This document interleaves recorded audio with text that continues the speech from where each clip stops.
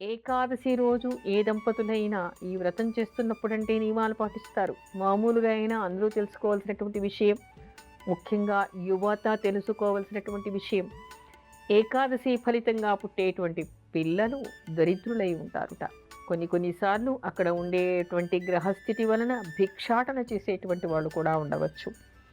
అందుకని ఏం చేయాలి? ఏకాదశి రోజు తప్పనిసరిగా ప్రతి దంపతులు కూడా దాన్ని నిషేధించాలి అని మహాదోషం, పాపం అని శాస్త్రం చెప్తోంది. ఇలాంటి నియమాలన్నింటినీ ఎవరు పాటిస్తారో వాళ్ళకి నారాయణమూర్తి అనుగ్రహం వలన సత్సంతానం కలిగేటువంటి అవకాశం ఏర్పడుతుంది.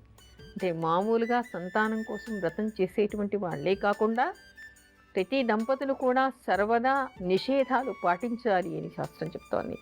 అందుకని ఈ రోజుల్లో పెళ్ళయ్యేటువంటి యువతకి, నవదంపతులకి మీరు గిఫ్ట్లు, ప్రజెంటేషన్లతో పాటు ఇలాంటివి కూడా రాసి వాళ్ళకి విజ్ఞానాన్ని కలిగిస్తే వాళ్ళకి కలిగేటువంటి సంతానం కూడా మంచి సంతానం పొందేటువంటి అవకాశం వాళ్ళకి ఏర్పడుతుంది. అంటే అవగాహన లేకుండా కూడా కొన్నిసార్లు పొరపాట్లు చేసేటువంటి యువ దంపతులు కనపడవచ్చు.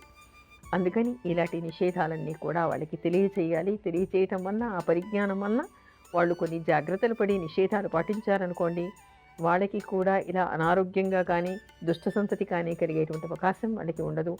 అంధత్వం పొందేటువంటి పిల్లలు కలిగేటువంటి అవకాశం వాళ్ళకి ఉండదు. అందుకని అందరూ కూడా సంతానం కలగాలి అని అనుకునేటువంటి వాళ్ళు పుత్రద ఏకాదశి వ్రతం చేసినా చేయకపోయినా ఇలాంటి నిషేధాన్ని పాటించాలని మనకి ఆధ్యాత్మిక గ్రంథాలు చెప్తూ ఉన్నాయి.